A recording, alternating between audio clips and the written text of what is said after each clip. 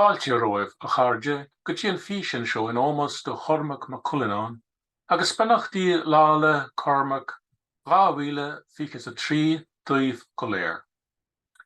My name is David Stifter, and my assistants and I wish you a very happy St. Cormac's Day 2023. Yesterday was the 1115th anniversary of the death of Cormac mac Cuileáin.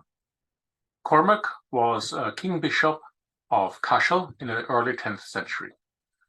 He's most famous today for his work Sanas Cormac, the Whisperings of Cormac, which is basically the first etymological dictionary of Irish. For this reason, I proclaimed him the patron saint of Irish etymology. And in order to honor him, I want to present a new etymology of Old Irish today. Quite unusually, the word that I want to talk about today is not just a generic noun or a verb, but a proper noun. And for this, I have to share the screen now.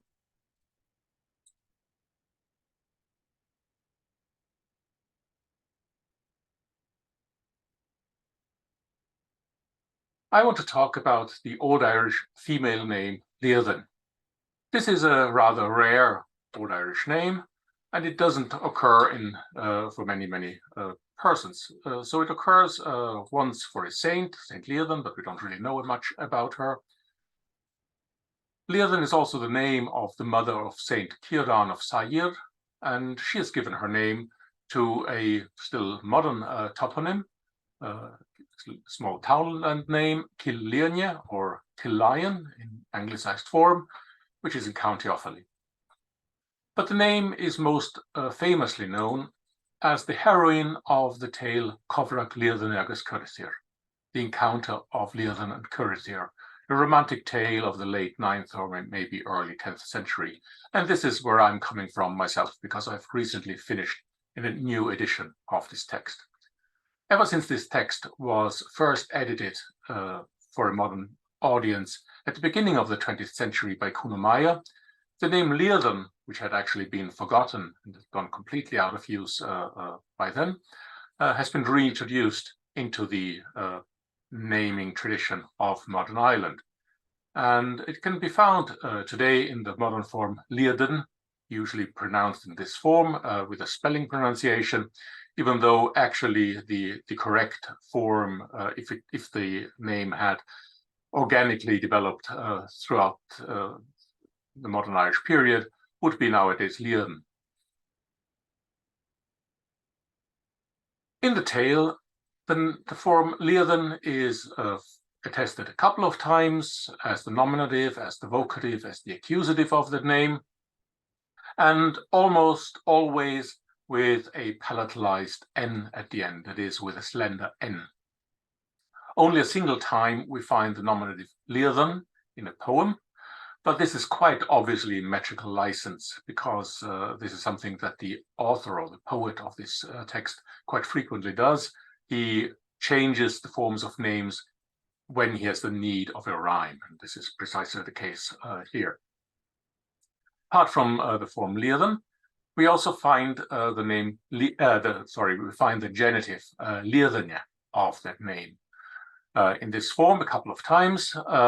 This is a little bit surprising because, according to the normal rules of Old Irish, with the ending e being added to the stem of the noun, we would really expect syncope. So we would expect it from Liadain, but we don't find it. We find the full form Liadain, and this is clearly due to influence from the nominative stem of the name, which is more common than the genitive.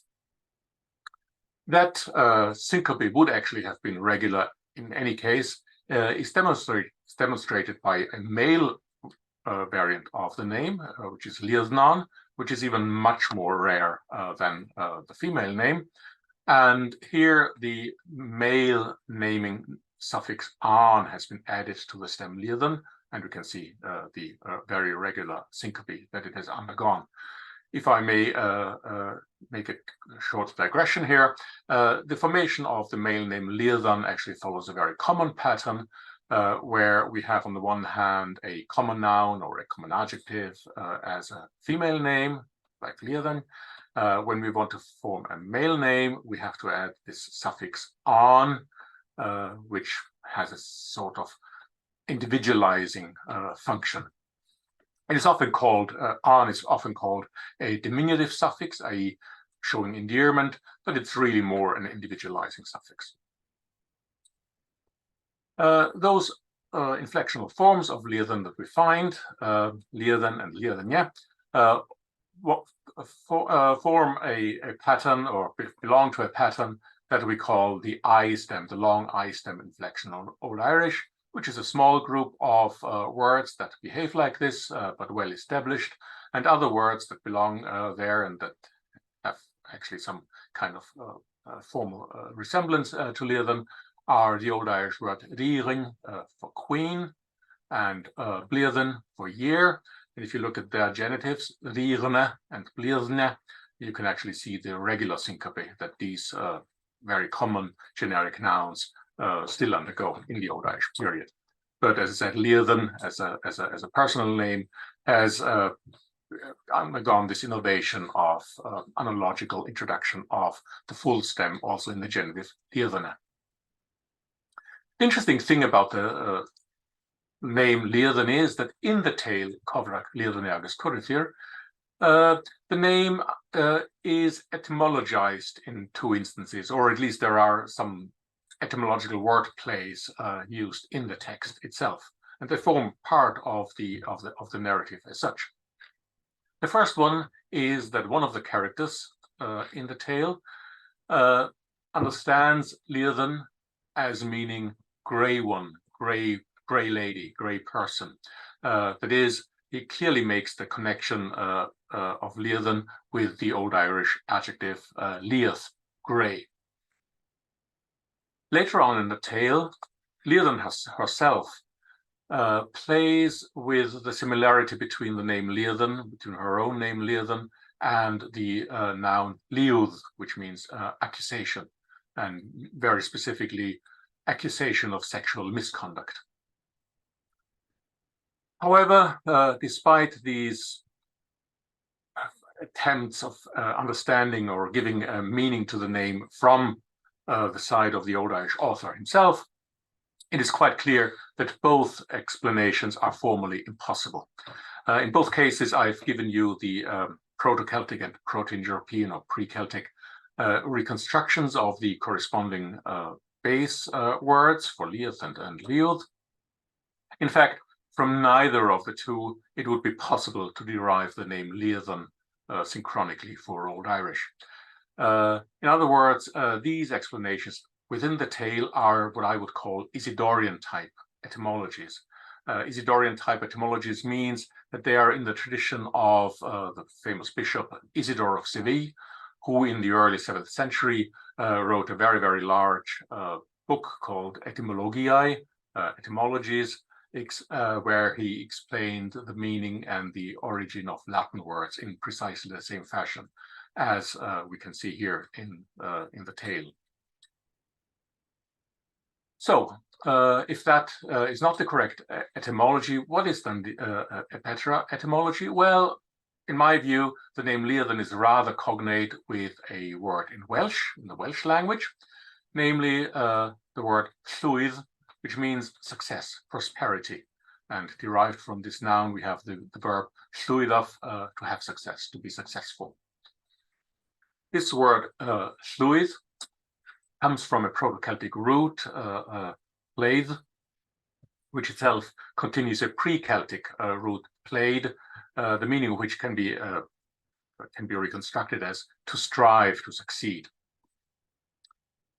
This pre-Celtic root is not only attested in Celtic, but it also has a number of cognates in the Germanic languages.